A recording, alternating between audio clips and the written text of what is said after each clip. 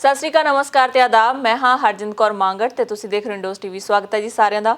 Bulletin ਦੀ ਸ਼ੁਰੂਆਤ ਕਰਦੇ ਹਾਂ ਜੀ ਤੇ ਸਾਡੇ ਨਾਲ ਵਿਚਾਰ ਚਰਚਾ ਕਰਨ ਲਈ ਜੁੜ ਚੁੱਕੇ ਨੇ ਜੀ ਸਿਡਨੀ ਤੋਂ ਅਮਰਜੀਤ ਨਾਗੀ ਜੀ, ਜੋ ਕਿ ਹਮੇਸ਼ਾ ਸਾਡੇ ਨਾਲ ਚਲੰਤ ਮਸਲਿਆਂ ਦੇ ਉੱਤੇ ਕਰਦੇ ਨੇ ਜੀ ਵਿਚਾਰ ਚਰਚਾ। ਅਮਰਜੀਤ ਨਾਗੀ ਜੀ, ਸਵਾਗਤ ਹੈ ਤੁਹਾਡਾ। ਨਾਗੀ ਸਾਹਿਬ, ਗੱਲ ਕਰਦੇ ਹਾਂ ਜੀ ਜਿਹੜੇ ਫਲਾਈਟਸ ਦਾ ਸਟੇਟਸ ਹੈ India to Australia, Australia to India, ਕਿਉਂਕਿ ਪਿੱਛੇ ਜੇ ਇਹਨਾਂ ਨੇ ਅਨਾਊਂਸਮੈਂਟ ਕੀਤੀ ਸੀ ਕਿ 23 ਮਾਰਚ ਨੂੰ ਜਿਹੜੀਆਂ ਫਲਾਈਟਸ ਦਾ ਸਟੇਟਸ ਹੈ ਉਹ ਸਾਰੇ ਪਾਸਿਓਂ ਖੁੱਲ੍ਹ ਜਾਵੇਗਾ, ਪਰ ਉਸ ਤੋਂ ਬਾਅਦ ਸ਼ਾਇਦ ਇਹਨਾਂ ਨੇ ਸਮਾਂ ਤਰੀਕ ਵਧਾ ਦਿੱਤੀ ਸੀ। ਹੁਣ ਕੀ ਜਿਹੜਾ ਫਲਾਈਟ ਦਾ ਸਟੇਟਸ ਹੈ, ਕਿੰਨੀਆਂ ਕੁ ਫਲਾਈਟਸ ਖੁੱਲ੍ਹ ਜਾਣਗੀਆਂ? ਕੀ ਲੋਕ ਹੁਣ ਜਿਹੜਾ ਪਹਿਲਾਂ ਬਬਲ ਚੱਲ ਰਿਹਾ ਸੀ ਸਿਰਫ ਇੱਕ ਫਲਾਈਟਸ ਦਾ ਸਿੰਗਾਪੁਰ ਨਾਲ ਇੰਡੀਆ ਦਾ, ਸੋ ਉਸ ਤੋਂ ਬਾਅਦ ਹੁਣ ਜਿਹੜੀਆਂ ਹੋਰ ਫਲਾਈਟਸ ਹੈਗੀਆਂ ਨੇ ਹੁਣ ਆਉਣ ਦੀ ਉਮੀਦ ਹੈਗੀ ਹੈ?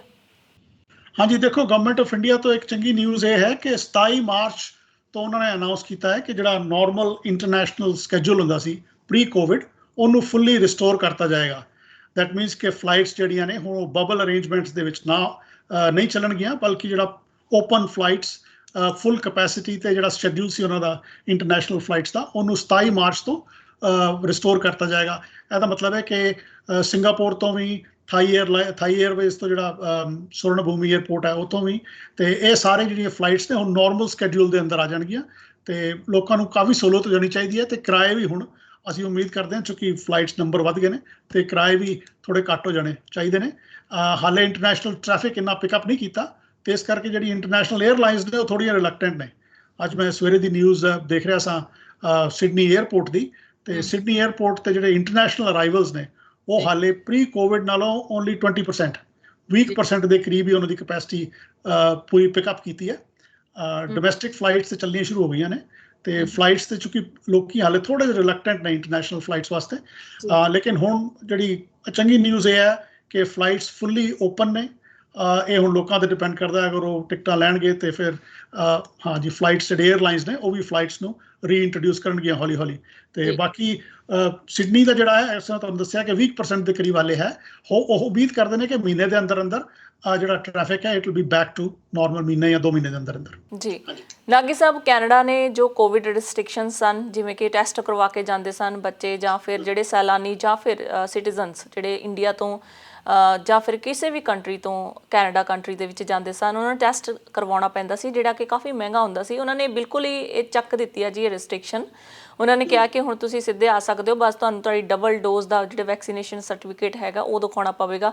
ਕੀ ਆਸਟ੍ਰੇਲੀਆ ਅਜਿਹੀ ਤਰਜ਼ ਤੇ ਚੱਲ ਰਿਹਾ ਅਜੇ ਵੀ? ਕੀ ਅਜਿਹੇ ਜਿਹੜੇ ਟੈਸਟ ਹੈਗੇ ਨੇ ਜਾਂ ਕੁਆਰੰਟੀਨ ਦਾ ਸਮਾਂ ਹੈਗਾ ਜਿਹੜੇ ਇੰਡੀਆ ਟੂ ਆਸਟ੍ਰੇਲੀਆ ਆਉਂਦੇ ਨੇ ਜਾਂ ਆਸਟ੍ਰੇਲੀਆ ਤੋਂ ਇੰਡੀਆ ਜਾਂਦੇ ਨੇ, ਸੋ ਕਾਫੀ ਲੋਕਾਂ ਦੇ ਸਵਾਲ ਨੇ ਜੀ, ਕਿਉਂਕਿ ਕਈ ਲੋਕ ਆਪਣੇ ਪੈਰੈਂਟਸ ਦਾ ਅਪਲਾਈ ਕਰ ਰਹੇ ਨੇ, ਕਈ ਸਟੂਡੈਂਟਸ ਆ ਰਹੇ ਨੇ ਜਾਂ ਕਈ ਪਹਿਲਾਂ ਚਲੇ ਗਏ ਨੇ ਆਸਟ੍ਰੇਲੀਅਨ ਸਿਟੀਜ਼ਨ, ਉਹ ਇੰਡੀਆ ਆਉਣਾ ਚਾਹੁੰਦੇ ਨੇ।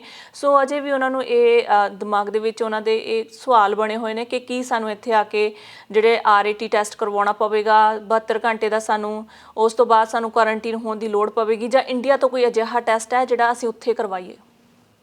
ਹਾਂਜੀ, ਦੇਖੋ, ਜਿਹੜੇ ਦੋ ਤਰ੍ਹਾਂ ਦੇ ਟੈਸਟ ਨੇ ਜਿਹੜੇ ਹਾਲੇ ਵੀ ਆਸਟ੍ਰੇਲੀਅਨ ਗਵਰਨਮੈਂਟ ਰਿਕਮੈਂਡ ਕਰਦੀ ਹੈ ਤੇ ਰਿਕਮੈਂਡ ਹੀ ਕਰਦੀ, ਰਿਕੁਆਇਰਮੈਂਟ ਵੀ ਹੈ।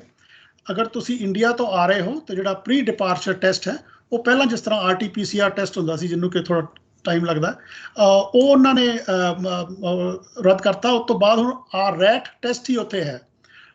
ਦੇ don't insist on RT-PCR test, ਲੇਕਿਨ ਜਿਹੜਾ ਰੈਪਿਡ ਐਂਟੀਜਨ ਟੈਸਟ ਹੈ, ਜਿਹੜਾ ਕਿ 5-10 ਮਿੰਟ 'ਚ ਹੀ ਟੈਸਟ ਦਾ ਰਿਜ਼ਲਟ ਆ ਜਾਂਦਾ, ਉਹ ਤੁਹਾਨੂੰ 24 ਘੰਟੇ ਪਹਿਲਾਂ ਫਲਾਈਟ ਤੋਂ, ਇੰਡੀਆ ਤੋਂ ਬੋਰਡ ਕਰਨ ਤੋਂ ਪਹਿਲਾਂ 24 ਘੰਟੇ ਪਹਿਲਾਂ ਰੈਪਿਡ ਐਂਟੀਜਨ ਟੈਸਟ ਕਰਾਉਣਾ ਪੈਂਦਾ।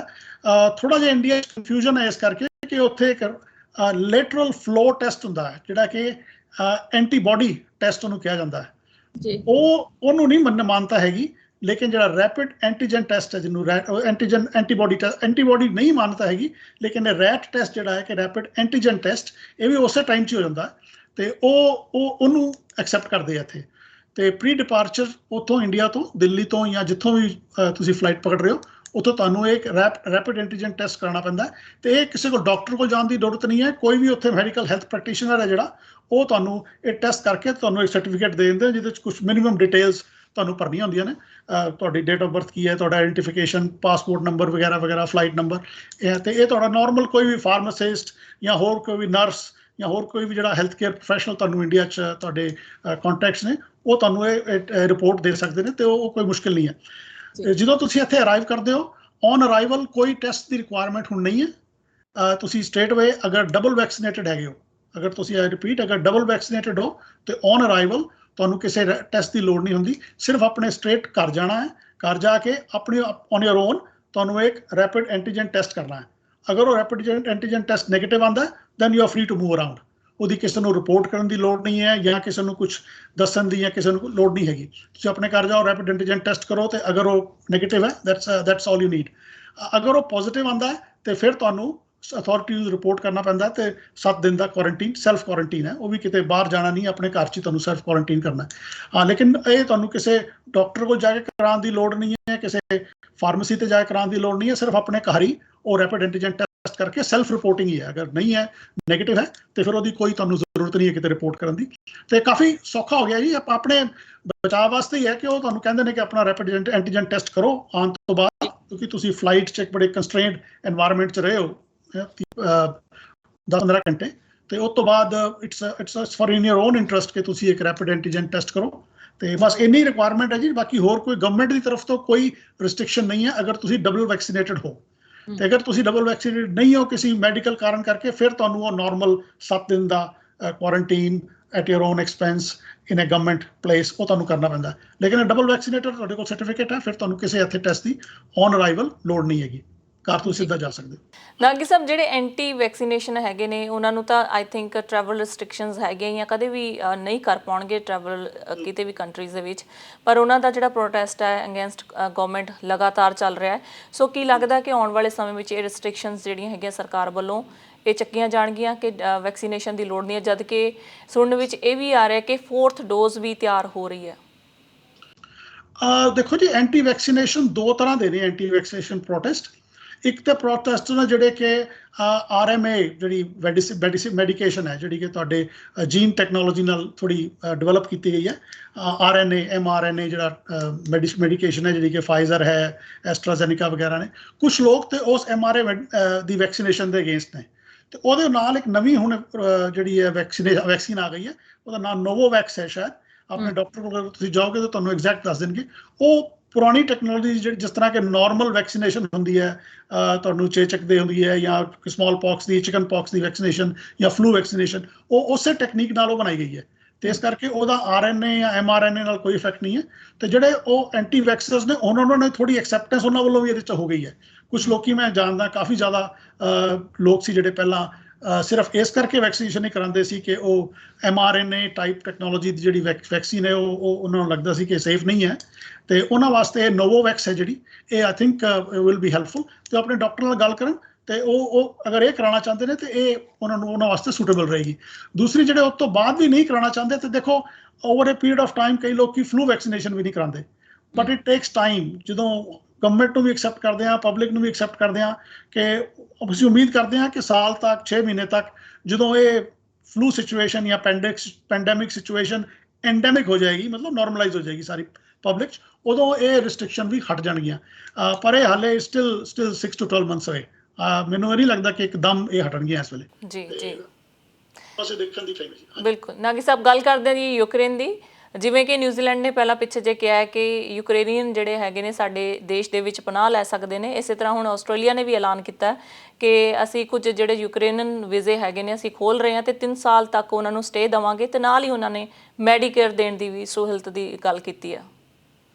ਹਾਂਜੀ, ਇਹ ਚੰਗੀ ਖਬਰ ਹੈ ਜੀ ਆਸਟ੍ਰੇਲੀਆ ਗਵਰਨਮੈਂਟ ਵੱਲੋਂ ਕਿ ਜਿਹੜੇ ਡਿਸਟ੍ਰੈਸਡ ਰਿਫਿਊਜੀਜ਼ ਨੇ ਜਾਂ ਮਾਈਗ੍ਰੈਂਟਸ ਨੇ, ਅਗਰ ਉਹ ਆਸਟ੍ਰੇਲੀਆ ਤੱਕ ਪਹੁੰਚ ਜਾਂਦੇ ਨੇ ਤੇ ਉਹਨਾਂ ਨੂੰ ਟੈਂਪਰੇਰੀ ਵੀਜ਼ਾ 3 ਜਾਂ 4 ਸਾਲ ਦਾ ਟੈਂਪਰੇਰੀ ਵੀਜ਼ਾ ਮਿਲੇਗਾ। ਉਸ ਟੈਂਪਰੇਰੀ ਵੀਜ਼ੇ ਦੇ ਦੌਰਾਨ ਉਹ ਸਾਰੀ ਮੈਡੀਕੇਅਰ ਹੈਲਥ ਸਰਵਿਸਿਜ਼ ਤੇ hospital services, Medicare services, plus ਜਿਹੜੀ ਸੋਸ਼ਲ ਸਿਕਿਉਰਿਟੀ ਬੈਨੀਫਿਟਸ ਵਗੈਰਾ ਨੇ ਉਹ ਉਹਨਾਂ ਨੂੰ ਮਿਲਣਗੇ। ਪਲੱਸ ਉਹਨਾਂ ਦਾ ਕੰਮ ਕਰਨ ਦਾ ਰਾਈਟ ਜਿਹੜਾ ਉਹ ਵੀ ਉਹਨਾਂ ਨੂੰ ਹੋਏਗਾ। They can apply for work and do normal jobs here as well and make some money. ਤੇ ਇਸ ਕਰਕੇ ਇਹ ਬੜਾ ਚੰਗਾ ਇੱਕ ਸ਼ਲਾਘਾਯੋਗ ਕਹਿ ਲਓ ਕਦਮ ਹੈ ਆਸਟ੍ਰੇਲੀਅਨ ਗਵਰਨਮੈਂਟ ਵੱਲੋਂ, ਤੇ ਅਸੀਂ ਇਹਦੀ ਸਾਰੀ ਜਿਹੜੀ ਹੈ ਉਹਦੀ ਸ਼ਲਾਘਾ ਕਰਦੇ ਹਾਂ ਜੀ। ਵੀ ਸਪੋਰਟ ਦੈਟ। ਜੀ, ਨਿਊ ਸਾਊਥ ਵੇਲਜ਼ ਸਿਡਨੀ ਤੋਂ ਇੱਕ ਮੁੰਡਾ ਜਿਹੜਾ ਕਿ ਨਵ ਓਂਕਾਰ ਨਾਂ ਦਾ ਹੈ ਜੀ, ਉਹਨਾਂ ਨੂੰ ਬਰੇਵਰੀ ਅਵਾਰਡ ਦਿੱਤਾ ਜਾ ਰਿਹਾ ਜੀ ਐਨਜ਼ਿਕ ਡੇ ਦੇ ਉੱਤੇ। ਸੋ ਕੀ ਇਹ ਪੂਰਾ ਮਾਮਲਾ ਤੁਹਾਡੇ ਤੋਂ ਜਾਣਨਾ ਚਾਹਾਂਗੇ?